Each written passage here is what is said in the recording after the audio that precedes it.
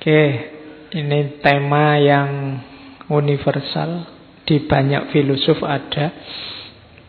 Cuma tidak mungkin saya ngomong semuanya, makanya saking banyaknya filosof yang ngomong harapan, saya ambil saja tanpa tokoh.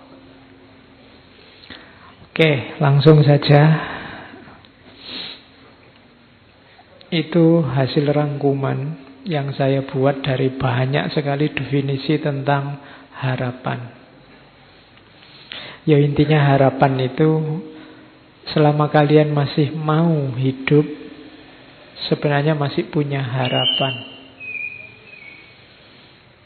Tapi saya tidak mau hidup, Pak. Saya ingin mati saja. Ingin mati itu ya harapan. Ya. Biasanya selama orang akalnya jalan, ya dia masih punya harapan-harapan. Kenapa? Karena harapan itu part of life, bagian dari hidup kita. Part of human experience. Kita alami. Kamu sadari atau tidak, kamu sengaja atau tidak, dari detik ke detik hidupmu itu sebenarnya rangkaian dari harapan ke harapan. Sudah ancang-ancang mau berangkat ngaji, hujan. Nah, padahal kamu sudah niat, itu kan harapan yang tidak tersampaikan. Tapi itu pengalaman. Jadi kalau riwayat hidupmu itu mau disusun, itu sebenarnya kisah tentang harapan yang terpenuhi atau harapan yang tidak terpenuhi. Sebenarnya cuma itu. Jadi kalau kamu ingin nulis biografi, itu sebenarnya bisa diawali dari harapan-harapanmu apa saja. Dari situ cerita hidupmu akan berjalan. Kamu jadi orang yang semacam ini, itu kan karena harapan-harapan hidupmu. Jadi harapan itu part of life, part of human experience. Ada kalanya harapan itu connected to suffering. Ada hubungannya dengan rasa sakit, baik jasmani maupun rohani. Orang itu biasanya sadar punya harapan kalau kepentok. Kamu pingin sehat kan kalau sedang sadar sakit. Kamu pingin gelisah ingin dapat pasangan kan kalau sadar kamu jomblo. Tapi kalau pas nggak sadar kan itu kan connected to suffering. Aduh, kok aku sendirian ya, sementara yang lain berdua. Nah, itu connected to suffering. Terus kamu punya harapan, mbok aku segera punya pasangan. Ya sebenarnya tidak apa-apa jomblo itu. Indonesia jaya itu karena bersatu, bukan berdua. Oke. Lah ya, makanya kalau ingin sukses kamu bersatulah. Oke. Terus harapan itu connected to facing not knowing thing. Kenapa disebut harapan? Karena kamu tidak tahu besok bisa terpenuhi atau tidak. Maka kamu berharap ingin sesuatu di masa depan.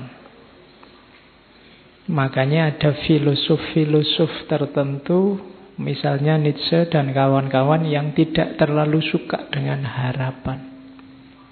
Hidup itu harus kamu kontrol, kamu kendalikan 100%. Tanpa kalkulasi-kalkulasi yang disebut harapan. Oke, ya meskipun sebenarnya itu harapan juga. Jadi Nietzsche berharap manusia tidak terlalu banyak harapan. Oke, jadi ya saya bilang tadi tidak mungkin bisa lepas dari harapan. Terus time related, biasanya harapan itu di masa depan. Terus eksistensial, hidupmu adalah kisahmu menghidupkan harapan-harapanmu. Jadi engkau eksis itu dalam rangka mewujudkan harapan-harapanmu. Maka dia sifatnya eksistensial. Harapan itu believing that the final result will be better than the start. Dalam harapan ada kepercayaan. Apa yang dipercaya bahwa besok, masa depan yang akan datang, keinginanmu itu kan ada di yang akan datang. Hasilnya akan lebih baik daripada sekarang. Kalau bahasa Al-Qur'annya walal akhiratu khairul laka minal ula. Itu harapan. Terus lagi, there is something to look forward and to strive. Ada yang dicari, ada yang diperjuangkan. Ini eksistensial. Jadi harapan itu menunjukkan bahwa ada yang kamu cari dan ada yang layak kamu perjuangkan. Makanya orang tidak boleh putus harapan, kehilangan harapan, atau tidak punya harapan. Alamat dia tidak punya sesuatu untuk diperjuangkan. Jadi kamu harus punya harapan. Kenapa kok kamu rasanya males-malesan, merasa masa depanmu gelap? Mungkin kamu tidak punya harapan di masa depan. Buatlah harapan. Jadi rancanglah harapan. Kalau dalam agama harapan itu kan nanti satu makom dalam tasawuf namanya rojak. Nanti di belakang saya ngomong sedikit tentang rojak, makom. Terus harapan itu carries us on the path, optimistic orientation to life. Dengan harapan kita akhirnya masuk ke wilayah jalan hidup. Kenapa orang menyebutnya jalan hidup? Karena dia harus ditempuh. Kesanalah kamu menuju. Ada tujuan, itu berarti ada harapan. Kamu mau berjalan, berarti kamu punya mental yang optimis. Nah, ini rangkuman dari banyak sekali definisi, saya pecah-pecah. Terus harapan juga believe whatever happen will be a good thing. Berarti kamu percaya bahwa besok hasilnya itu sesuatu yang baik, makanya kamu kejar. Kemudian harapan juga evolve, berevolusi, berubah, dinamis sepanjang waktu. Keinginanmu itu kan tidak pernah mandek. Hari ini pingin apa, besok pingin apa. Sekarang yang kamu kejar lulus, setelah lulus kamu mengejar kerja, setelah kerja kamu ngejar istri, setelah istri kamu ngejar anak, setelah anak kamu ngejar. Tidak pernah ada target final. Harapanmu itu mulur, kalau bahasanya Surya Mentarang. Dan yang terakhir, harapan itu a gift. Ini agak religius bahwa harapan itu sebenarnya anugerah. Bersyukurlah kalian yang masih punya harapan. Banyak orang yang mengharap saja susah. Atau dia harus mati-matian merancang harapan yang cocok sama dirinya, padahal mungkin dia ingin lebih dari itu. Maka bisa berharap itu alhamdulillah. Jangan putus harapan. Agama sangat benci orang yang putus harapan. Kalau di surat Yusuf itu disebut orang kafir. Wala tayasu min rauhillah. Jangan putus asa dari rahmatnya Allah. Orang yang putus asa berarti orang yang tidak punya harapan, itu minal kafirin, termasuk golongan orang-orang kafir. Kafir itu ya orang yang ingkar. Sebenarnya ingkar tidak dalam arti menjauh, tapi dalam arti menutupi kebenaran. Itu orang kafir. Makanya istilah kafir itu nanti diadopsi dalam bahasa Inggris jadi cover. Kalau kalian tidur di atas bed cover, itu berarti yang kamu sedang tidur di atas kekafiran. Ya kan itu akar katanya sama. Nah, jadi sampai kafir. Harapan itu anugerah, maka bersyukurlah. Barang siapa yang kehilangan harapan, kamu masuk ke dalam kekufuran kayak orang kehilangan keimanan. Kamu tidak percaya ada Allah. Kepahitan apapun dalam hidupmu, Jangan sampai membuatmu putus asa, karena kamu kalau putus asa sama dengan melecehkan Allah. Tidak ada masalah yang tidak terselesaikan. Tidak ada masalah susah, masalah sulit, masalah rumit. Kalau bagi Allah, maka berharaplah. Dan selama engkau berharap, saat itu sebenarnya engkau sedang menikmati anugerah dari Allah. Oke, itu gambarannya. Harapan itu apa? Setiap kotak yang saya kotai itu bisa jadi satu tema tulisan. Ada harapan dan waktu, harapan dan pengalaman hidup, harapan dan masa depan yang lebih baik, harapan dan anugerah, kayak judul sinetron. Jadi itulah harapan. Terus saya ambil quote-quote-nya di depan. Ini Immanuel Kant. Katanya Immanuel Kant, sistem filsafatku itu sebenarnya menjawab 3 pertanyaan besar saja. Yang pertama adalah what can I know? Yang kedua what ought I to do? Dan yang ketiga what may I hope? Jadi apa yang aku tahu, apa yang harus aku kerjakan, dan apa yang mungkin aku harapkan. Jadilah filosof kayak Immanuel Kant, jawablah 3 pertanyaan ini. Apa yang engkau tahu, apa yang harus engkau lakukan, dan apa yang mungkin engkau harapkan. Masing-masing pertanyaan jawablah 1 bab, 30 halaman, nanti jadi buku 100 halaman. Kamu bisa nyanyi, loh, kalau apa yang aku tahu kan bisa panjang sekali, lebar sekali itu temanya. Apa yang harus aku lakukan, wah itu bisa lebih lebar lagi. Kamu sebagai mahasiswa, kamu sebagai anak muda, kamu sebagai warga negara, kamu sebagai umat beragama, kamu banyak. Apalagi apa yang bisa aku harapkan, mungkin aku harapkan, lebih luas lagi. Segalanya yang baik, yang penting bisa kamu harapkan. Tinggal kamu cari relevansinya dengan kehidupan nyatamu. Maka jadilah sistem filsafat. Itulah yang dibuat, katanya Immanuel Kant, sistem filsafatku dulu adalah, ringkasnya adalah menjawab 3 pertanyaan ini.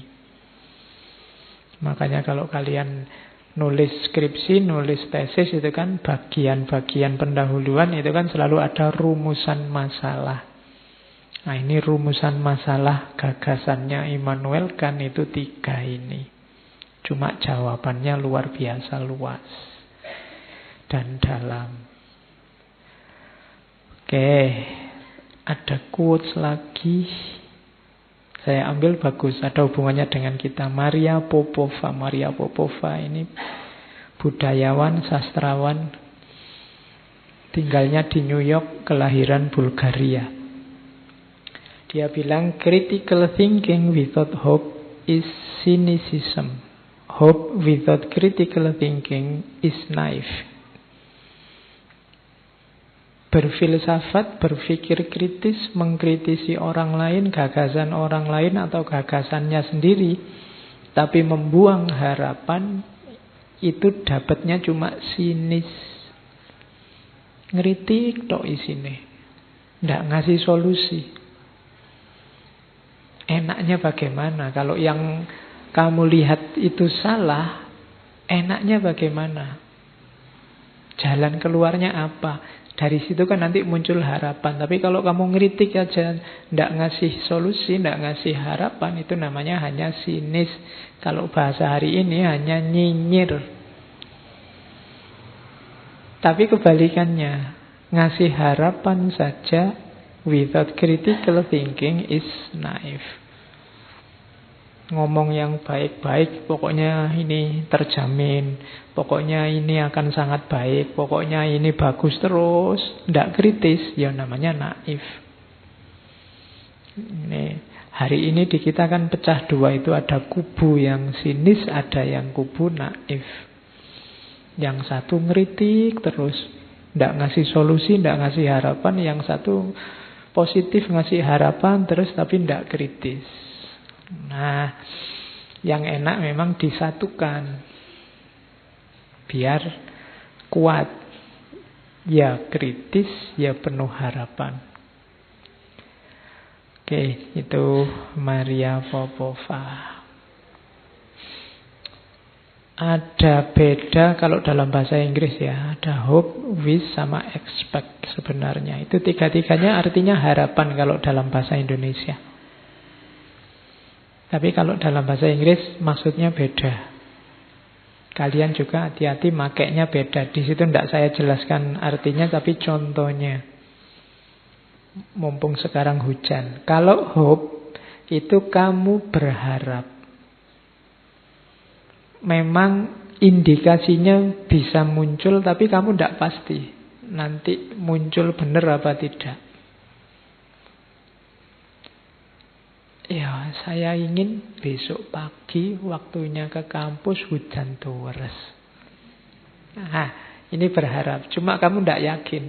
Karena sekarang musimnya kan tidak pasti. Itu namanya hopes.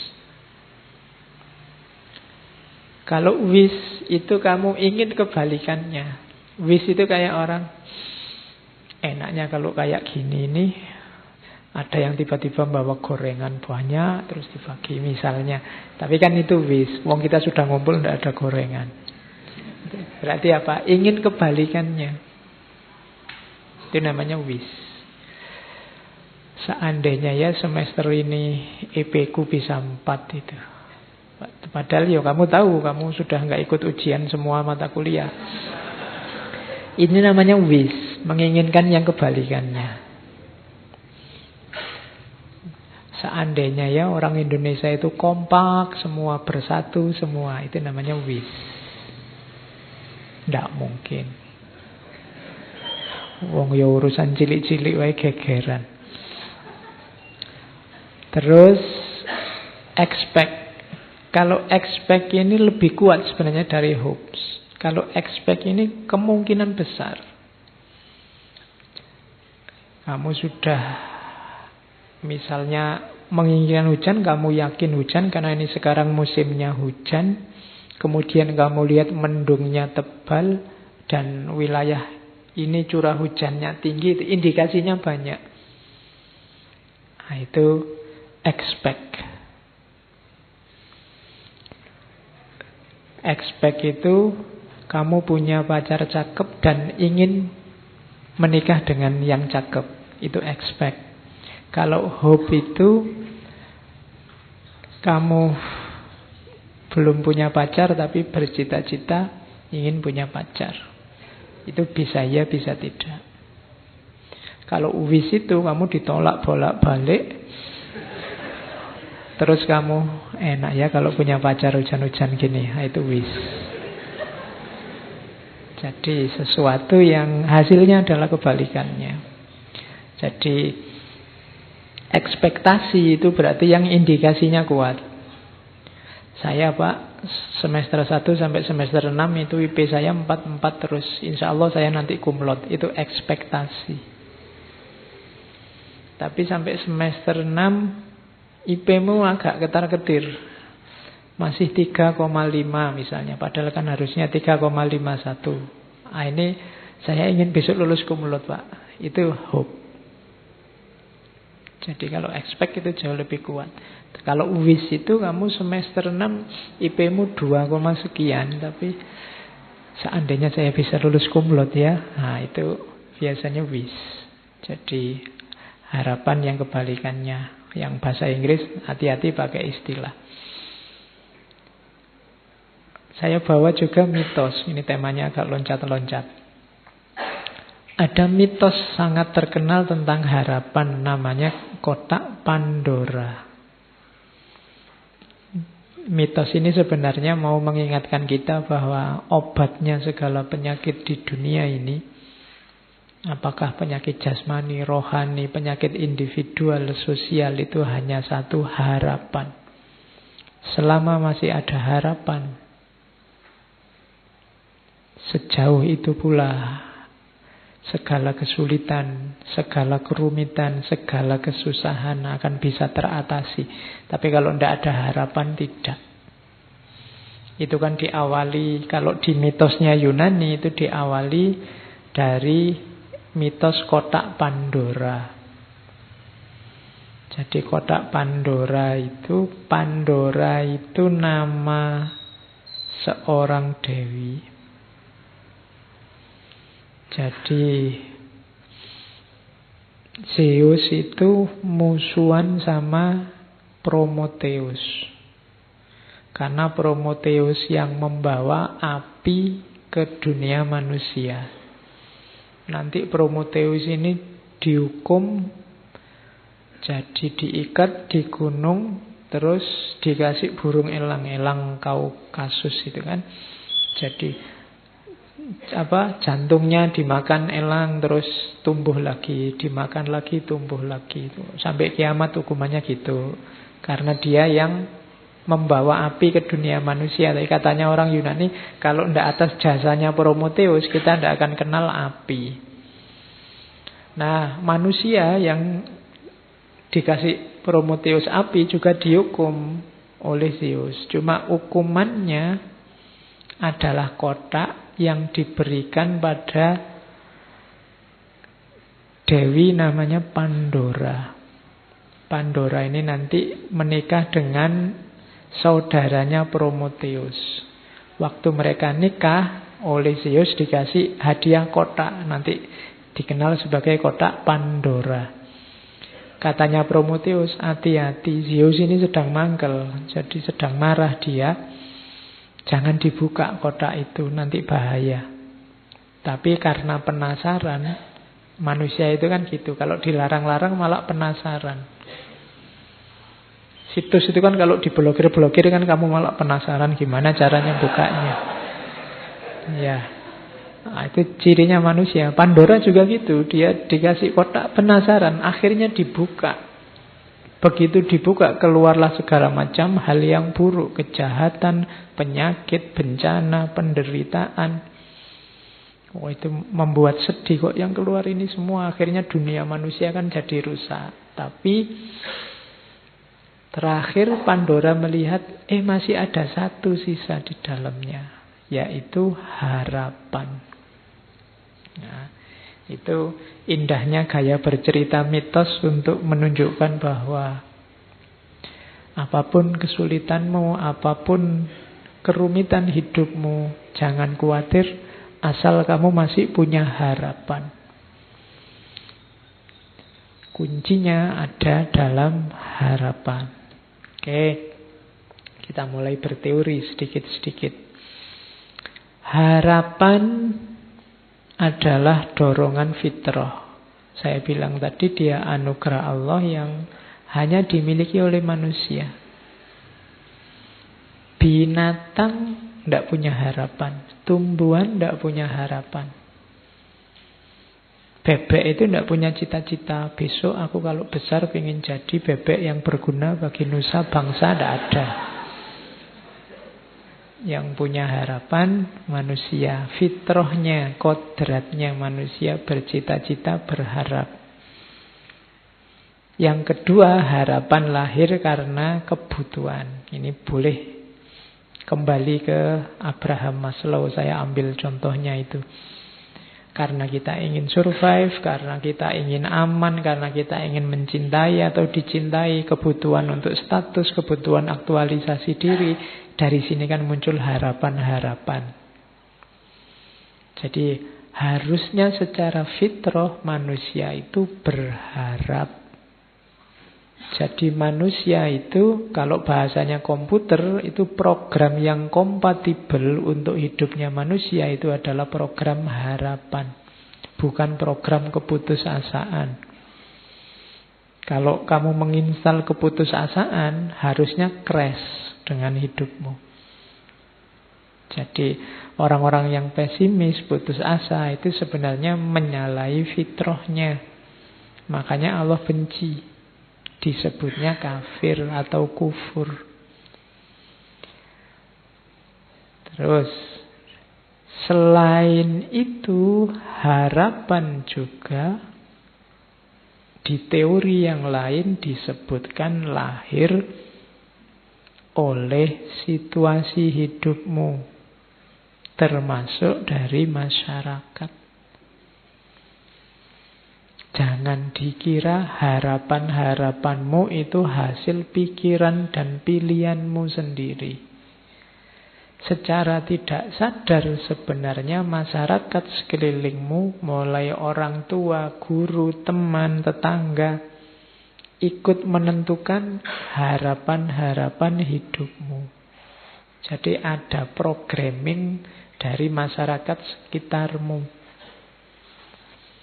Maka jangan gaya, jangan merasa bahwa saya ini bebas loh Pak, cita-citaku, keputusanku sendiri, enggak. Di situ ada ilustrasinya, biasanya anaknya pedagang itu ya mentalnya dagang dan cepet. Kalau disuruh berharap untuk dagang, anaknya guru juga begitu, anaknya pemikir juga begitu, biasanya. Jadi cita-cita, harapan itu mix antara fitrah individu, kebutuhan masing-masing orang, plus programming dari masyarakatnya. Jadi teori ini mau bilang bahwa setiap orang harus sadar sebenarnya kebebasan mutlak untuk manusia itu tidak ada. Kamu yang merasa bebas sebenarnya tidak bebas juga. Masyarakatmu pasti mempengaruhi ekspektasi dan harapanmu, bukan keinginanmu sendiri.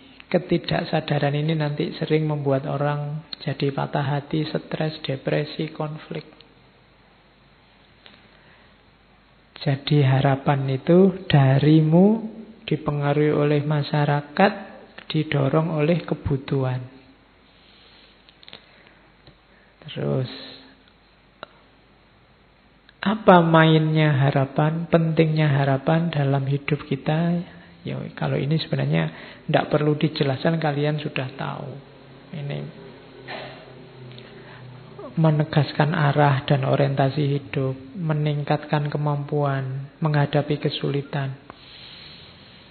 Itu ada saya kutipkan sebuah quotes dari Biksu Thich Nhat Hanh, dari ini biksu Zen Buddhisme dari Vietnam.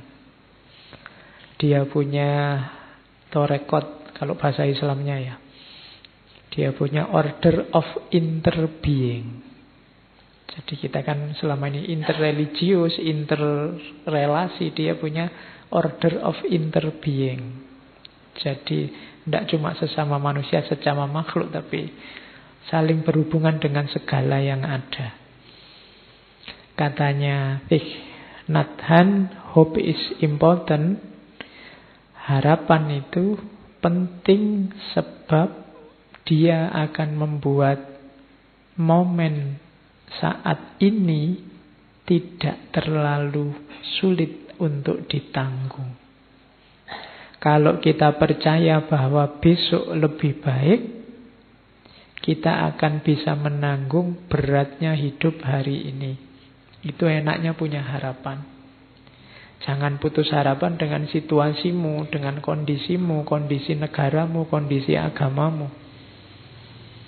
Ketika kamu tidak putus harapan, seberat apapun yang kamu tanggung hari ini, rasanya akan ringan. Kenapa? Tenang aja, besok enak kalau harapan kita terpenuhi. Kalau tidak terpenuhi, berharap lagi. Selama kamu masih punya harapan, masih enak. Hidupmu kiamat kalau kamu sudah tidak punya harapan. Jadi, tanggunglah kesulitan hari ini dengan harapan. Jadi solusinya gampang. Kamu tidak punya uang, nggak apa-apa, sumpek sekarang. Bayangkan besok ini puasanya, besok kamu kaya raya. Itu kan kamu lebih enteng nanggungnya sekarang. Kamu jomblo sekarang tidak apa-apa, bayangkan besok dapat yang terbaik, yang Nah, itu kan kamu jadi enteng. Pakai teori yang orang bilang biasanya kalau pacari gonta-ganti dapatnya yang jelek. Aku kan tidak punya pacar, mesti intuke sing apik misalnya. Jadi berharap tidak membuatmu jatuh. Tidak ada yang bisa mengalahkanmu selama kamu masih punya harapan. Kok kamu kuliahmu tidak lulus-lulus? Tidak apa-apa, saya masih berharap tidak ter-DO. Kok kamu ter-DO? Tidak apa-apa, saya masih berharap masa depanku bagus karena ijazah dan gelar itu tidak segalanya. Kan gitu. Kok iya. Kok kamu susah di karirmu karena tidak punya ijazah, tidak punya, tidak apa-apa. Karir itu kan cuma satu aspek dalam hidup, masih banyak aspek yang lain. Loh kan itu enak. Selama kamu masih punya harapan, masih punya jangkauan ke depan yang kamu impikan, kan tidak masalah. Kamu mau kerja apa? Ijazah tidak punya, keterampilan tidak punya, ya gampang nyari istri yang kaya aja misalnya. Masih ada harapan. Oke, terus jadi perannya kunci harapan itu. Itu yang terakhir ada quotes dari Henry Nouwen. Henry Nouwen itu pastor Katolik dari Belanda. All great spiritual leaders in history were people of hope. Semua tokoh pemimpin spiritual dalam sejarah adalah figur-figur penuh harapan. Tidak ada tokoh spiritual yang putus asa. Ibrahim, Abraham, Moses, Musa, nabi-nabi tidak ada yang putus asa. Ruth itu neneknya, kalau itu sebenarnya tokoh dari Bible. Tokoh perempuan, neneknya Nabi Daud. Yang nanti ada silsilah juga sama Yesus.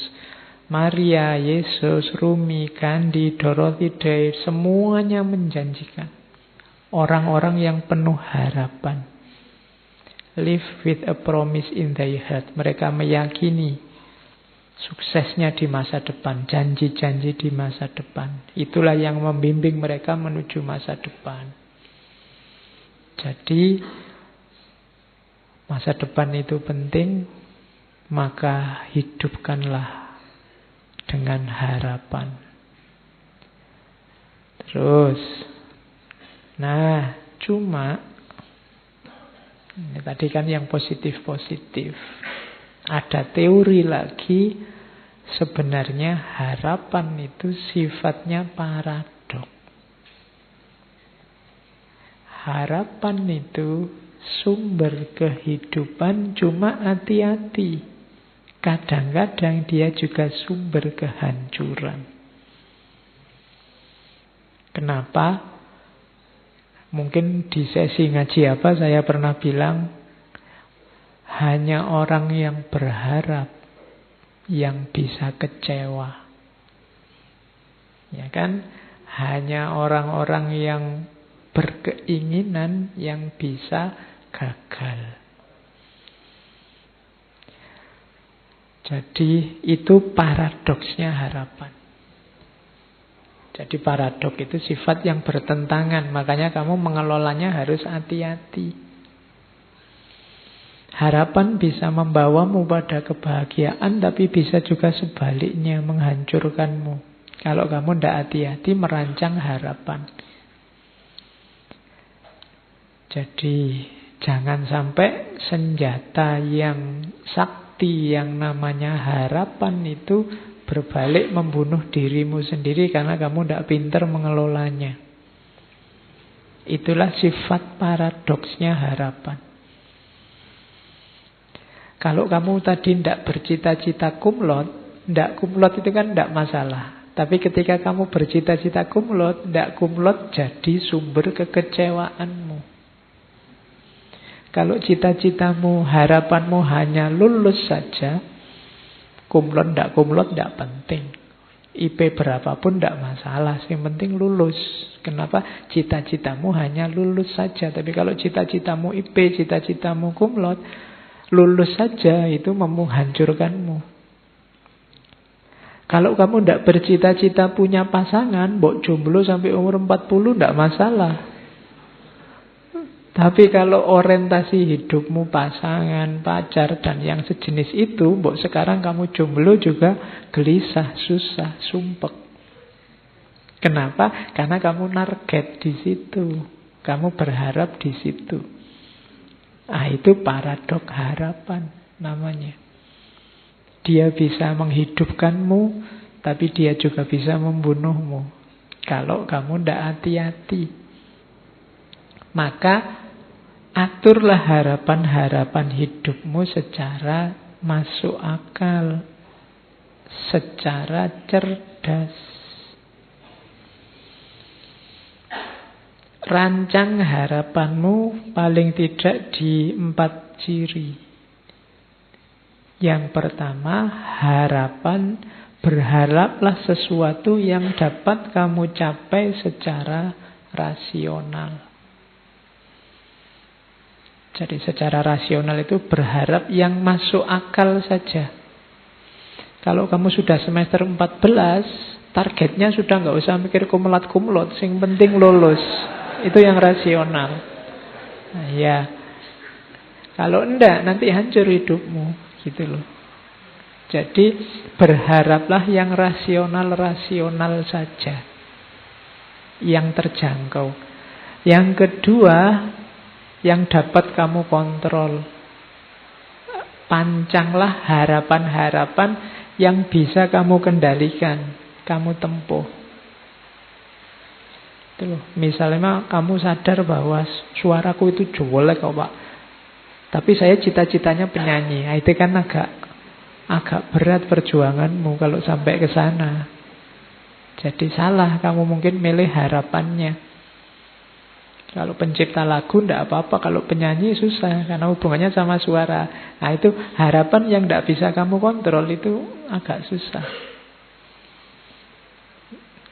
Misalnya kayak saya tingginya paling 150-an. Saya ingin cita-citanya jadi foto model yang tingginya minimal 180.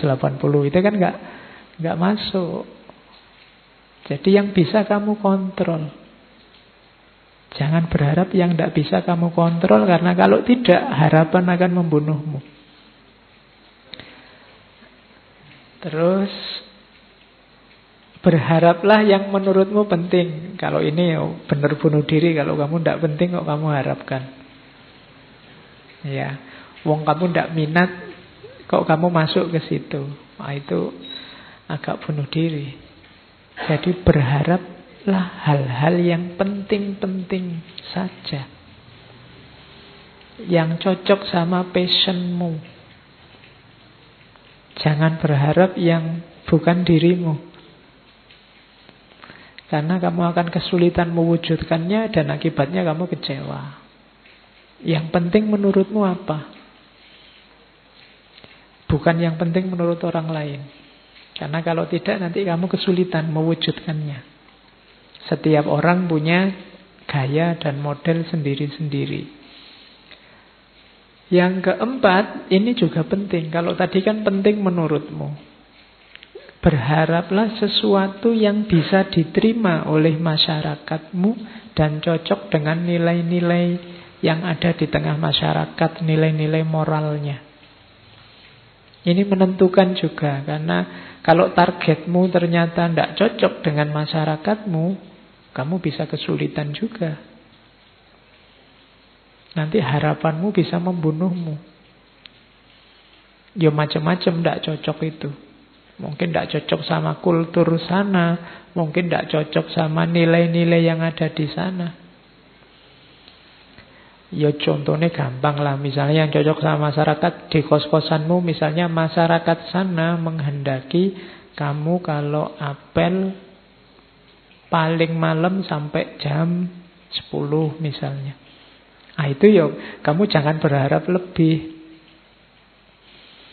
Saya ingin ijtihad berlawanan dengan masyarakat, pokoknya apel itu ya paling tidak jam 12 lah, jam 10 belum dapat apa-apa.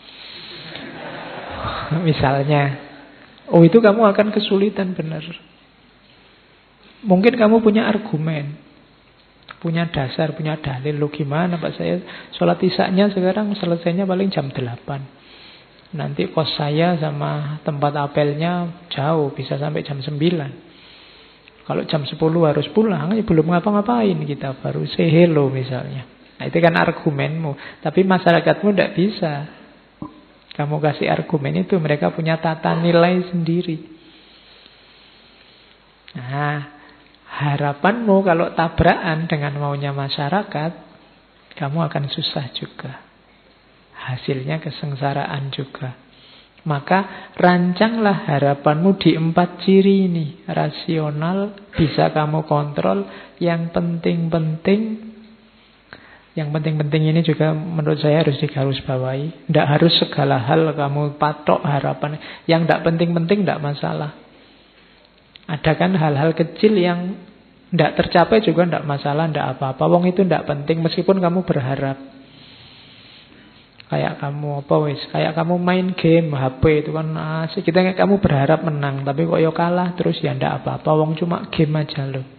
Kenapa ndak penting? Kamu ndak harus sedih, nggak harus marah, nggak harus nendang-nendang pintu karena kalah game. Oh ndak apa-apa, wong cuma permainan.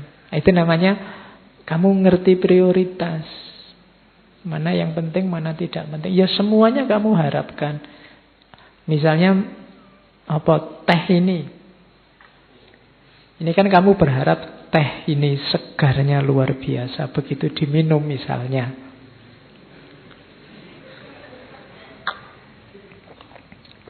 kok biasa ya, misalnya itu kan kamu kecewa. Tapi ya ndak apa-apa, wong ini ndak prioritas kok. Meskipun tadi aku berharap kan ndak masalah, ndak penting. Beda tadi sama urusan kuliahmu, sama urusan masa depanmu, itu kan jauh yang lebih penting. Jadi berharap, patoklah yang kamu anggap penting-penting saja. Dan yang terakhir, hati-hati dengan norma-norma dan nilai-nilai di tengah masyarakat. Karena masyarakat itu juga harus jadi pertimbanganmu. Mereka punya logika sendiri, mereka punya standar sendiri. Komponennya harapan ada 3. Tidak usah dibaca definisinya, agak bulet. Harapan itu butuh yang pertama goals, tujuan. Yang kedua pathway, jalannya. Yang ketiga agensi, orangnya. Jadi komponennya harapan itu tujuannya apa, jalan untuk sampai ke sana apa, orangnya siapa yang berharap. Jadi orang yang berharap, jalan menuju harapan, dan targetnya harapan itu. Itulah unsurnya. Tidak ada goalnya, namanya bukan harapan. Kalau tidak ada jalannya, bukan harapan tapi lamunan. Tamanni kalau dalam bahasa agama, angan-angan. Seandainya ya tiba-tiba ada uang sak karung jatuh di depanku, itu namanya bukan harapan tapi lamunan, angan-angan. Seandainya ya tiba-tiba ada artis Korea datang padaku menyatakan I love you, itu lamunan. Kenapa lamunan? Pathway-nya tidak ada. Jalan yang bisa nyambung dirimu dengan tujuan itu tidak ada. Wong kamu bahasa Korea ya tidak bisa, duit untuk jalan-jalan ke Korea juga tidak bisa, nonton show-nya Korea juga tidak punya uang. Jadi jalannya tidak ada, untuk ketemu tidak ada. Nah itu tidak ada pathway-nya, maka namanya angan-angan. Untuk lengkap disebut harapan, jalannya ada, strategi menuju ke sana ada, goalnya ada, tujuannya ada, dan orangnya juga mau. Jadi ini harus lengkap. Kalau tidak ada orangnya Pak, ya sama aja bohong. Ada jalannya, ada tujuannya, orangnya yang berharap tidak ada, ya tidak jadi cerita. Jadi itu 3 komponennya. Penghalangnya juga ada 3. Yang pertama emosi, yang kedua stresor, dan yang ketiga surprise event. Kalau emosi jelas. Emosi-emosi negatif itu mungkin menghalangi jalanmu mewujudkan harapan. Jadi kamu terburu-buru, atau kamu males, atau kamu ngamuan, atau kamu merasa minder, atau kamu terlalu pede. Itu kan emosi-emosi. Itu sering jadi penghalangnya harapan. Cita-citamu segera dapat pasangan, tapi kok mentalmu minder. Kalau ndak ada orang aja kamu postingnya, teriak-teriaknya selalu tentang perempuan, pasangan. Tapi begitu ketemu, nderedek, grogi, ndak bisa ngomong, sama aja. Emosi ternyata penghalangmu. Yang kedua stresor. Kalau stresor ini nanti berpengaruh ke emosi. Tapi stresor itu sesuatu yang menghalangi, yang menekanmu sehingga tidak bisa mewujudkan harapan. Kayak kamu pengen cepat lulus, tapi kok kamu kerja. Kerja ini kan jadi stresor namanya, membuatmu stres. Jadi pengen cepat lulus, tapi kok harus kerja ya. Nah, itu kan stresor namanya. Pingin jadi orang soleh, tapi kok susah yang ngaji itu ya. Misalnya, itu kan ngaji jadi stresornya. Jadi penghalang harapan itu emosi, stresor, dan yang ketiga surprise event. Kalau 1 dan 2 mungkin kamu bisa ngatur, tapi yang ketiga ini susah. Surprise event itu, hidup ini kan serba tidak terduga. Kamu sudah niat-niat pokoknya sampai saya lulus S2, jangan sampai ada pacar, jangan sampai ada perempuan atau laki-laki yang mengganggu. Kok dilalah ada event yang membuatmu jatuh cinta, dia juga oke, sama-sama oke, ini surprise event. Waduh, tadi prinsipnya mau dilanjutkan apa enggak ya? Kalau dilanjutkan kok eman-eman. Harapanmu enggak terwujud untuk enggak punya pasangan sampai lulus. Itu namanya surprise event. Kamu ingin IP-mu sempurna tiap semester 4 terus, tapi kok yang dilalah semester ini kamu bareng sama sakit misalnya. Nah, itu surprise event. Itu juga menghalangi harapan. Banyak peristiwa-peristiwa yang tidak terduga. Jadi kayak kamu mau berangkat kuliah itu loh. Sudah kamu niati berangkat pagi-pagi, kok dilalah naik bis transnya mogok misalnya. Jadi kalau ditanya dosen, mogok pak, mesti gitu. Itu trans mogok itu surprise event. Jadi peristiwa tidak terduga. Oke. Ya nanti kalau kamu nulis surat izin ke dosenmu itu, mohon maaf saya tidak bisa masuk hari ini pak, karena ada surprise event. Jadi ada peristiwa tak terduga yang membuat saya tidak bisa masuk kelas. Nah, ya, karena hidup itu kan tidak semulus rencana kita. Kita maunya ke sana, ada surprise event. Kamu nembak dia, malah yang kena temennya misalnya. Itu kan surprise event. Jadi itu penghalang harapan. Kayak kamu dulu mungkin zaman SMA terus mau kuliah, kamu membayangkan, wah besok kalau saya di Jogja mau jadi mahasiswa yang soleh, tiap hari ke masjid, nanti apalan ini, tahajud, rajin ngaji. Begitu jadi mahasiswa, lupa semua. Kenapa? Banyak surprise event, Pak. Jadi banyak peristiwa tak terduga yang semakin jauh dari cita-cita. Oke. Ya sama kan, saya sering mengilustrasikan kamu waktu kecil dulu, waktu ditanya cita-citanya apa, jadi dokter, jadi pilot, jadi guru gitu kan. Lurus, tapi kan peristiwa macam-macam, banyak surprise event. Sekarang kamu tidak bisa jawab lagi kamu ingin jadi apa. Ya, Masa tetap ingin jadi dokter, wong ya kuliah di Usuluddin misalnya. Kan tidak bisa, kenapa? Peristiwanya sudah ganti. Ya masa Usuluddin dokter, dukun mungkin bisa. Oke, terus. Nah, kalau ini proses namanya lost hope, hilangnya harapan, itu sebenarnya ada prosesnya.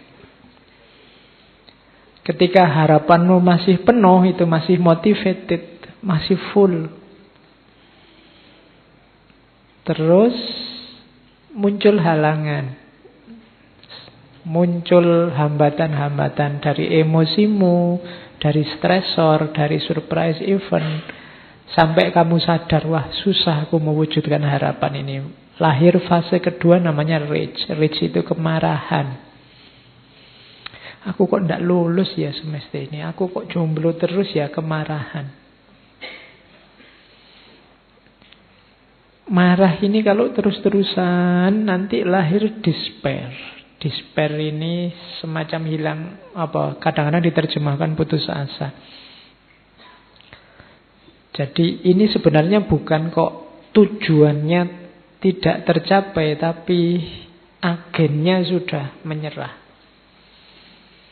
Bukan berarti dia tidak percaya sama tujuannya, dia tidak percaya sama dirinya. Itu namanya despair.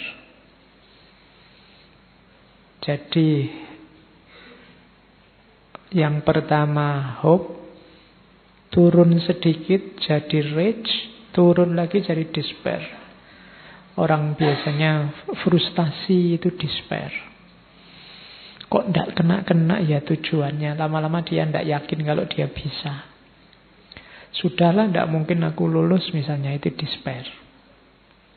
Nah, despair itu bisa nyampe lebih bawah, namanya apati. Kalau apati itu tujuannya juga sudah hilang dan dia tidak yakin tujuan itu tujuan yang bisa dicapai.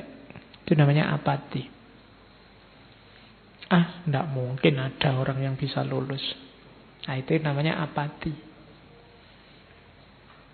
Jadi kalau apati itu dia sudah tidak percaya sama tujuannya, tidak percaya sama dirinya. Itu namanya sudah apatis. Tidak mungkin lah Pak, saya bisa jadi orang soleh, jadi orang alim, wong saya koyong ini misalnya. Itu sudah apatis. Tapi kalau despair itu, saya ingin sebenarnya Pak jadi orang soleh, tapi ya apa mungkin saya bisa. Itu despair. Kalau rage itu, saya ingin jadi orang soleh, tapi kok ya sulitnya, banyak sekali halangannya Pak. Itu rage, mengeluh. Yang paling atas, motivated itu, saya pasti bisa jadi orang soleh. Sekarang sih belum Pak, ya kira-kira 20 tahun lagi lah Pak. Nah itu motivated namanya. Tidak apa-apa jauh, tapi kan masih semangat. Nah jadi itu proses dari berharap sampai apatis, sampai putus asa. Kalau di agama kan bahkan sampai level despair ada jangan, putus asa saja jangan. Putus asa itu kan kamu tidak percaya bahwa dirimu bisa mencapai tujuan itu. Kalau apatis dia sudah skeptis sama tujuannya. Apa ya mungkin tujuan semacam itu sudah apatis. Jadi agama bahkan yang paling bawah aja, yang nomor 3 itu saja sudah jangan. Oke, terus kalau ini membangun harapan atau membangun kembali harapan. Tadi kan punya cita-cita kok terus gagal, despair. Nah, kalau ini dibangun lagi yuk, biar kamu tetap bisa berharap. Yang pertama apa? Goal setting.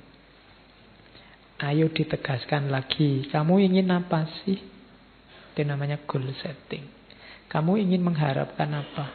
Cita-citamu apa? Yang semula sudah mulai buram, sudah mulai blur karena kamu tidak yakin, sekarang ayo digarisbawahi lagi, ditegaskan lagi. Setelah itu, identify viable pathways.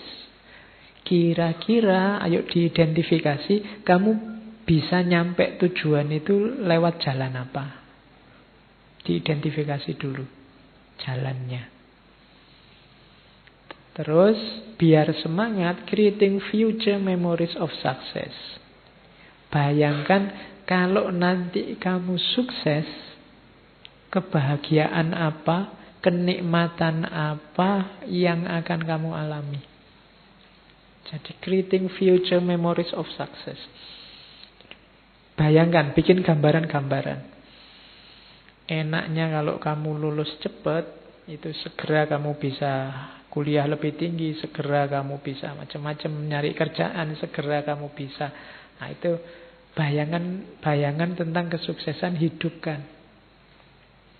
Jadi kalau kamu targetmu jelas, jalan yang kamu tempuh jelas, dan kamu berminat karena betapa bahagianya kalau ini sukses, saat itu juga akan lahir namanya harapan. Kalau jalannya tidak ada, namanya bukan harapan, tapi angan-angan kayak tadi. Kalau goalnya tidak ada, ya namanya bukan harapan, wong tidak ada tujuannya kamu mau kemana. Kalau angan-angan, bayangan kesuksesannya tidak ada, kamu tidak akan bersemangat untuk harapanku apa saja. Tidak usah banyak-banyak, karena biasanya kalau lagi semangat nulis harapannya, tahun ini target saya 20 Pak, itu terlalu banyak. 2, 3, 4, 5 yang agak besar-besar, yang penting-penting saja ditulis. Nggak usah yang tidak penting. Nggak usah nulis, saya target saya Pak, setiap kali makan di warung itu harus, kalau kemarin sekali makan 10.000, mulai tahun ini minimal 12.000, misalnya, tidak usah ditulis. Seandainya memang itu targetmu, tidak penting. Target yang penting-penting daftarin, tidak usah terlalu banyak. Plus jalannya, yang berat mungkin kamu harus merancang jalannya. Untuk bisa ke sana Pak, saya harus menyisihkan waktu, saya harus menyisihkan uang, saya harus tiap malam melakukan ini, tiap pagi melakukan ini, itu jalan namanya. Sambil kamu hidupkan terus bayangan-bayangan kesuksesannya. Nah itu awal dari hidup yang penuh harapan. Nah ini strategi untuk membangun kembali diri dan jalan tentang harapan. Ini nanti silahkan kamu pelajari satu-satu. Yang pertama, biasakan self-talk, tapi yang positif. Ngomong sama diri sendiri, yang positif-positif. Jangan sering dimarahi. Banyak orang suka marahi dirinya sendiri. Kalau gagal kan kamu selalu memarahi dirimu. Ada yang tidak cocok kamu marahi. Saya kecewa Pak dengan diri saya. Harusnya saya itu rajin tahajud dulu. Sekarang kok begini saya. Sekarang kok males ngaji aku Pak. Jadi kamu marahi terus dirimu. Lebih enak lakukan self-talk yang positif. Wah, sekarang saya lebih merdeka, lebih bebas Pak. Tidak kayak dulu. Maka sekarang saya harus milih yang baik-baik. Nah, itu self-talk. Saya pasti bisa kok Pak, saya mampu pasti. Itu self-talk. Kayak saya contohkan, kalau kamu nonton TV acara Benteng Takeshi itu loh, gitu kan, kalau mau loncat orangnya, aku pasti bisa gitu. Ya pokoknya aku mampu, terus lari-lari kecemplung, tidak apa-apa, tapi kan sudah positif mentalnya sejak awal. Jadi lakukan self-talk yang baik. Jadi misalnya kamu mau ujian, masuk ruang kelas itu, aku pasti bisa, aku pasti bisa. Begitu baca soalnya langsung lemes. Oke. Terus, nah, refleksi tentang kesulitan. Kira-kira yang menghambatku apa? Tidak apa-apa. Oh, aku ingin sih kumlot, tapi mungkin ini akan menghambat. Terus memikirkan target tadi sebagai tantangan. Jadi kamu punya harapan kan, jadikan harapan itu tantangan. Orang itu kan kalau ditantang biasanya lebih gairah, lebih ganas. Jadi jadikan harapanmu adalah tantangan dalam hidupmu. Terus pikirkan kembali kesuksesan masa lampau. Bayangkan dulu kamu sukses kan senang. Besok ketika kamu sukses pasti senang bahkan double. Dulu kamu lulus SMA senangnya seperti apa sampai kamu nyoret-nyoret baju. Kamu lulus S1 lebih senang dari itu pasti. Besok lulus S2 lebih senangnya lebih tinggi lagi apalagi S3. Nah, itu kan membayangkan kesenangan ini akan memotivasimu. Terus coba dengarkan cerita, baca cerita tentang orang-orang sukses. Berteman dengan orang-orang yang bisa share tentang tujuanmu tadi. Itu akan membantu. Cari role model yang bisa ditiru. Kalau cita-citamu jadi dokter, ya cari dokter yang bisa ditiru. Kalau mau jadi dukun, ya dukun yang bisa kamu tiru. Kalau jadi yang bisa diimitasi. Terus kalau ini di luar itu tapi penting, makan, olahraga, istirahat. Karena kamu butuh tenaga. Kalau ini tidak usah dipikir, dijalani saja. Pendukung utamanya itu kurang istirahat, sangat berpengaruh, apalagi kurang makan. Olahraga maksudnya arahnya ke kesehatan. 3 hal itu, jaga kesehatan. Yang selanjutnya menurut saya perlu dilatih tertawa pada diri sendiri. Terutama pada saat kamu stuck. Stuck itu macet. Ketawakanlah betapa lucunya dirimu. Jadi tadi kan saya bilang banyak orang memarahi dirinya sendiri. Mending kamu tertawai dirimu sendiri. Ya meskipun tidak harus sambil ngakak-ngakak, ngikik-ngikik. Nggak ada apa-apa, ketawa sendiri. Kok ketawa sendiri? Aku menertawai diriku sendiri, tidak begitu. Jadi maksudnya jangan serem-serem sama dirimu sendiri. Sebelum kamu senyum keluar, senyumlah ke dalam. Yang ramah sama dirimu sendiri. Kamu sama dirimu sendiri nggak bisa ramah, susah kamu ramah ke orang lain. Jadi latihan tersenyum sama dirinya sendiri. Cepat-cepat kembali ke khitoh, kembali ke orientasi kalau stuck. Kadang-kadang orang itu kan banyak peristiwa yang membuat kita nyeleweng dari jalur, ya cepat-cepat kembali. Tidak apa-apa kamu memberi hadiah pada dirimu sendiri. Untuk sub-sub tujuan. Misalnya, saya ingin besok cum laude. Semester ini bisa IP 4. Wah, ini syukuran ini. Ngasih hadiah. Kalau kemarin di angkringan cuma 1 bungkus, sekarang tak kasih hadiah 2 bungkus. Nah, itu namanya ngasih hadiah diri sendiri.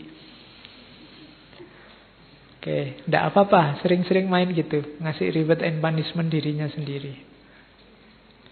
Terus mendidik diri untuk keterampilan-keterampilan yang dibutuhkan, itu pasti. Ini tips-tips untuk menghidupkan agensi, menghidupkan dirimu dan jalanmu menuju cita-cita.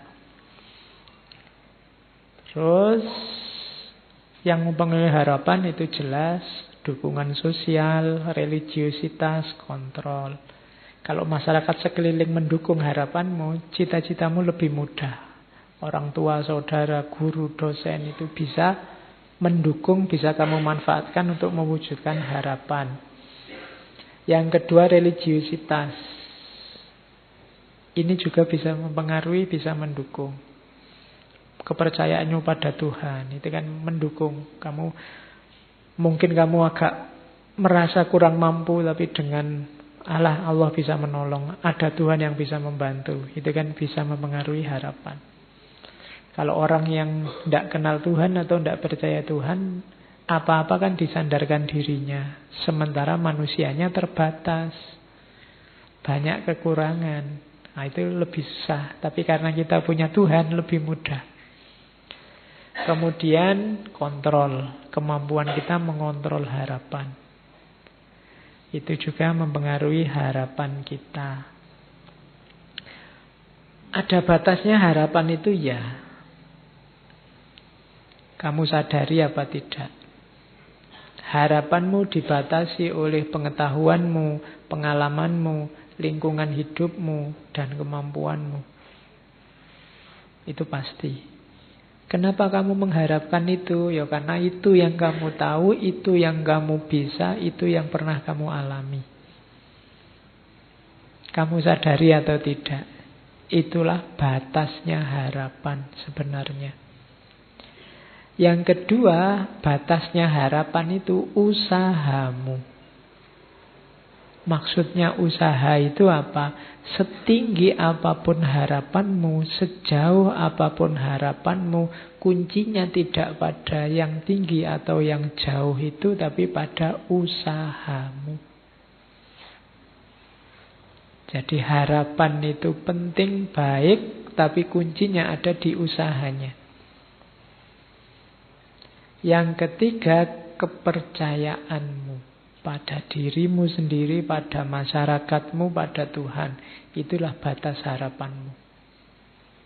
Jadi kalau ada yang tanya, apa Pak batasnya harapan itu? Ya pengetahuan, pengalaman, lingkungan, kemampuan, usaha, dan kepercayaan.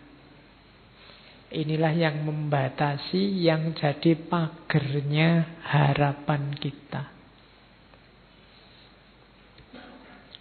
Terus doa, kita masuk sebentar ke agama ya. Apa perannya doa? Pak, saya kan bisa berharap macam-macam, nanti ditambahi doa kan beres. Enggak, doa itu pendukung, penguat. Usaha itu yang mewujudkan. Kenapa harus ditambahi doa? Ini sebenarnya kajian psikologi agama. Karena manusia itu punya ciri terbatas. Kemampuan pengetahuannya terbatas, kemampuan pengalamannya terbatas, kemampuan dirinya terbatas. Yang kedua, manusia itu labil. Katanya A, besok itu. Kalau ditanya siapa favoritmu, saya favorit yang itu loh Pak. Nanti besok ganti itu. Oh ganti Pak, saya favoritnya yang itu. Jadi idolamu kan terus macam-macam jadi banyak. Kita ini sering labil, berubah-ubah terus. Orang mau apa, maunya kamu ke sana. Sekarang kemarin kamu cita-citamu jadi guru, dosen. Sekarang IT-nya canggih, oh saya ingin jadi YouTuber Pak sekarang Pak. Terus IT-nya, itu kan labil, berubah-ubah terus. Itu manusia. Jadi dia terbatas, lemah, labil, kemudian langka itu dia berhadapan dengan kematian. Dia tidak ada terus. Dan ini hubungannya nanti sama Tuhan. Makanya orang perlu berdoa. Manusia tidak bisa ngontrol perbuatannya sampai akhir. Yang saya bisa itu cuma minum.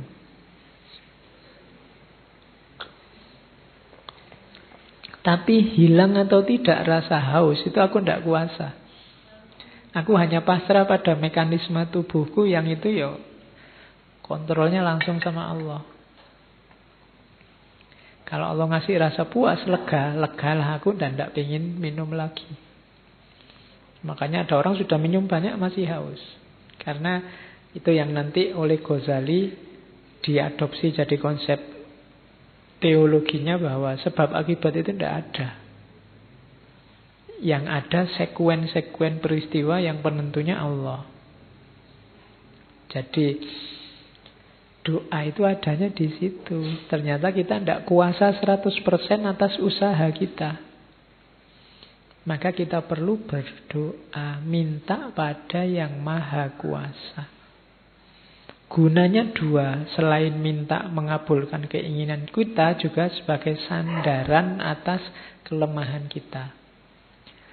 Tadi di depan ada teori bahwa harapan itu paradok. Tapi kalau ditambah doa, paradoknya bisa hilang. Kenapa? Kalau harapan tidak terpenuhi, bagi yang punya Tuhan gampang. Tuhan belum mengizinkan. Kamu bisa bersandar ke sana. Kita menginginkan, tapi kalau Allah punya keinginan yang berbeda, yang terwujud pasti keinginannya Allah juga. Kalau yang beragama punya sandaran. Jadi bisa mengatasi tadi paradok harapan. Jadi harapan hubungannya sama usaha plus doa. Itu makanya Allah itu sangat sayang pada kita. Bahkan untuk berdoa pun kita dikasih momen minimal sehari 5 kali. Dan boleh kamu tambah sebanyak apapun kamu mau untuk bertemu dan meminta. Bahkan Allah yang merintahmu untuk berdoa. Kan harusnya kamu yang berinisiatif berdoa. Tapi ud'uni astajib lakum. Berdoalah pasti tak jawab. Nah itu kan yang maha kuasa yang mengundangmu untuk berdoa. Karena Allah ngerti benar situasi konkret kehidupan kita. Yang tanpa dia kita tidak ada apa-apanya. Oke, sekarang masuk ke tadi. Makom. Makom tasawuf ya, jangan dibayangkan makom-makom kuburan. Jadi di tasawuf itu ada konsep makomat. Konsep makomat itu tangga-tangga yang harus ditempuh untuk membuat kita dekat sama Allah. Nah, harapan yang kita bahas tadi yang di depan itu kan pandangannya para filosof-filosof. Kalau dalam dunia tasawuf, di dunia Islam, dia termasuk salah satu step namanya roja. Saya tidak tahu rojak ini nanti diserap oleh bahasa Jawa terus jadi rujak apa enggak. Loh kan para wali itu kan sering gitu, memasukkan istilah-istilah penting dalam agama, ada dalam makanan, di nama desa, nama apa. Itu kemungkinan juga begitu. Jadi rujaan itu berarti mari kita saling berharap. Makomnya makom rojak. Cuma berharapnya pada Allah. Saya ambil definisinya rojak dari Ghazali ya. Rojak itu katanya Ghazali optimis memperoleh karunia dan nikmat dari Allah yang disediakan untuk hambanya. Maka putus asa itu adalah lawannya. Jangan putus asa dan jangan membuat orang putus asa. Putus asa aja tidak boleh untuk dirimu sendiri, apalagi membuat orang putus asa. Contohnya membuat orang putus asa itu yang sekarang banyak terjadi kan, menyesat-nyesatkan orang, mengkafir-kafirkan orang. Itu salah satu bentuk membuat orang putus asa. Ya kalau kamu dikafir-kafirkan kamu cengengesan saja. Tapi orang tertentu, wah sampean kafir, itu bisa shock luar biasa dia. Bisa putus asa dia dari rahmatnya Allah. Oh berarti selama ini aku murtad, aku kafir, itu bisa. Itu kan membuat orang putus asa. Yo kalau kamu sih tidak masalah dikafir-kafir ke yo. Paling kamu cengenges-cengenges wae. Tapi orang tertentu bisa putus asa beneran dengan tudingan-tudinganmu. Jadi jangan membuat orang putus asa. Kenapa? Harus selalu optimis. Cara mengingatkan, kalau mungkin engkau mengingatkan saudaramu, ya cara mengingatkannya jangan begitu. Jangan sampai blunder. Karena kalau membuat orang putus asa berarti sama dengan membuat orang terjerumus pada kekafiran. Jadi ketika engkau menyesatkan orang, jangan-jangan engkau yang membuat dia jadi kafir. Membuat orang putus asa karena barang siapa putus asa termasuk orang kafir. Rojaklah dalam agama. Allah itu sayang kok sama kita. Dengan itu terus kita kan jadi semangat. Dosa kecil dikit-dikit insya Allah diampuni kalau kita tobat beneran. Jadi semangat. Bayangkan kalau kamu diancam, dosa itu kamu 40 tahun ibadahmu gak diterima. Puyeng kan kamu. Aduh. Sekarang masih usia 23, Pak. 40 tahun defisitnya masih lama itu. Gantinya gimana itu kan ya. Kamu kehilangan harapan akhirnya. Daripada gitu, daripada ibadah nggak diterima, sisa rasa ibadah, Pak. Bisa jadi begitu kan. Maka jangan buat orang putus asa. Buat orang semangat. Tidak apa-apa sampean. Insya Allah kalau tobatnya beneran diterima oleh Allah, teruskan aja. Itu kan membuat orang semangat, ngasih harapan. Nah, ciri-cirinya harapan itu katanya Ibnu Qayyim, cinta pada yang diharapkan, takut harapannya hilang, dan berusaha mencapai apa yang diharapkan. Kenapa ciri-cirinya ini? Karena rojak itu objek harapan tertinggi adalah Allah.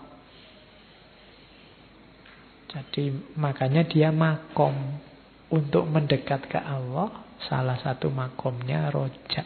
Kalau di Ibnu Athaillah, rojak itu makom nomor 5, kalau tidak 6. Yang pertama tobat, yang kedua zuhud, terus sabar, dan seterusnya. Nah, keutamaannya rojak adalah orang semangat melakukan ketaatan, ringan beribadah, kemudian cinta pada Allah. Kenapa? Apa hubungannya rojak sama cinta? Karena orang cinta saja yang penuh harapan. Orang berharap itu kan berarti dia ingin dekat. Dan kedekatan itu salah satu ciri-ciri dari cinta. Jadi orang paling dekat dengan Allah itu adalah orang yang dicintai oleh Allah. Cinta itu muncul dari harapan.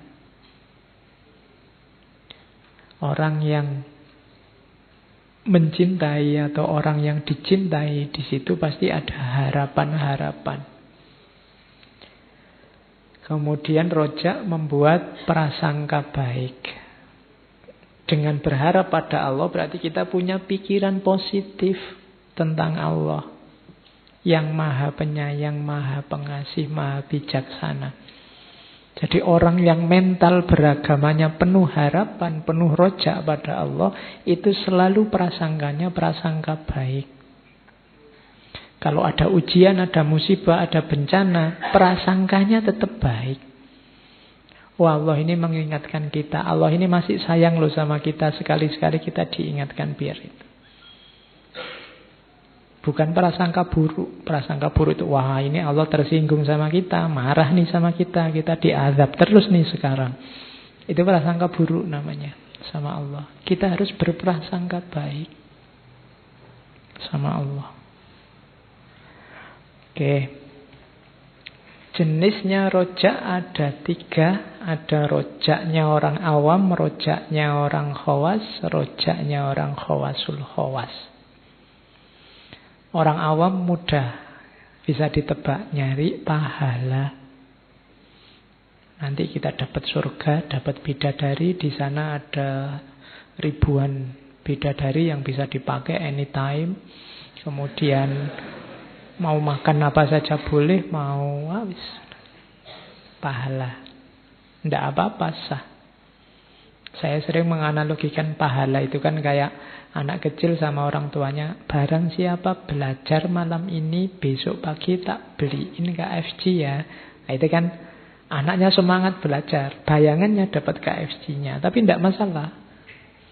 Kalau orang tuanya kan biar anaknya pinter, dipameri dengan hadiah makanan. Anak ini yang dipikir makanan saja, tapi tidak masalah. Meskipun dia mikir makanan, nanti kan sampai ke pinternya tadi. Yang diinginkan orang tuanya tercapai. Meskipun yang ada di pikiran anaknya makanannya. Tapi makanannya juga dapat, tapi kan pinter. Yang diinginkan orang tuanya juga dapat. Jadi jangan diketawakan, jangan direndahkan orang yang mengejar pahala. Jadi biasa orang ngejar pahala itu tidak apa-apa. Yang harus kamu gelisahkan orang yang mengejar dosa. Ya. Yang kedua rojaknya khawas. Kalau khawas itu yang dia pikir ridhonya Allah. Saya kayak gini diridhoi enggak ya sama Allah. Yang diharapkan ridhonya Allah saja. Yang paling tinggi rojaknya khawasul khawas. Khawasul khawas itu rojaknya orang yang tidak sekedar ridhonya Allah, tapi dia selalu ingin bersama Allah, selalu dekat sama Allah, mengalami ma'rifat atau musyahadah kalau dalam bahasanya para sufi. Jadi batin yang selalu hidup dekat dengan Allah. Itu yang diimpi-impikan kelompok khawasul khawas. Kalau kelompok khawas, dia ingin dapat ridhonya Allah. Kalau kelompok awam, dia ingin dapat pahala atau balasan dari Allah. Terus rojak itu ada yang mahmudah tapi ada yang mazmumah. Yang mahmudah ya yang biasa melakukan kebaikan, ketaatan dan mengharapkan balasan dari Allah. Atau orang yang melakukan dosa tapi terus bertobat, mengharapkan ampunan Allah. Itu rojak yang mahmudah, terpuji. Ada rojak yang mazmumah. Orang rojak yang mazmumah itu tercela. Ia ini berharap pada Allah tapi dosanya nggak berhenti-berhenti. Saya curang, saya korupsi, tidak apa-apa. Allah pasti mengampuni, Allah maha pengampun kok. Saya itu terus, tidak ada tobatnya. Itu namanya rojak yang mazmumah. Tenang aja, tidak apa-apa. Allah itu maha pengampun. Kita salah kayak gini, nanti diampuni. Terus saja, tidak apa-apa. Itu mazmumah. Jadi tidak boleh. Oke, saya bawa 2 kisah dari Ihya tentang rojak. Dari Ghazali. Yang pertama kisahnya Yahya bin Aqsam. Yahya bin Aqsam ini qadhi zaman Abbasiyah. Beliau ini kepalanya qadhi. Kalau bahasa Arabnya qadhil qudot. Jadi pimpinannya para qadhi zaman Abbasiyah. Beliau 2 kali jadi pimpinannya para qadhi. Yang pertama zaman Al-Ma'mun, yang kedua zaman Al-Mutawakkil. Zaman Al-Mu'tasim tidak, jadi meloncat 1 khalifah. Mazhabnya Syafi'i. Nah, Yahya bin Aqsam ini satu ketika ceritanya Ghazali ini muncul di mimpinya sahabatnya. Bayangkan ini qadhi, orang paling alim. Ditanya, gimana keadaanmu Yahya? Jawabannya Pak Yahya, wah ternyata dosaku banyak disebut satu-satu. Padahal ini qadhi loh ya. Pimpinannya para qadhi, dia gelisah dengan dosanya. Terus jadi mungkin defisit ini, dosanya banyak. Mau nggak mau ya harus masuk ke neraka dibandingkan pahalanya. Tapi terus Yahya ini komplain pada Allah. Loh, bukankah ada riwayat bahwa engkau seperti dugaan hambamu? Dan aku sejak aku hidup itu berprasangka baik, mesti aku ini dikasihi oleh Allah dan Allah tidak menghukumku. Nah, jadi itu yang saya sebut tadi, rojak dan anggapan baik pada Allah. Terus Yahya mengucapkan, loh wong hadisnya begini katanya Rasulullah, bahwa yang berprasangka baik pada Allah, ya Allah seperti dugaan hambanya. Dikomplain oleh Yahya gitu sama Allah. Oh iya benar riwayatnya begitu, kamu tidak jadi deh, diampuni sekarang masuk surga. Ya, jadi prasangka baik, harapan baik pada Allah. Itu contoh dari kisahnya Imam Ghazali di Ihya. Ada kisah lagi yang kedua. Kalau ini kisahnya Bani Israel. Jadi ada seorang Bani Israel itu masuk neraka. Di neraka sudah 1000 tahun.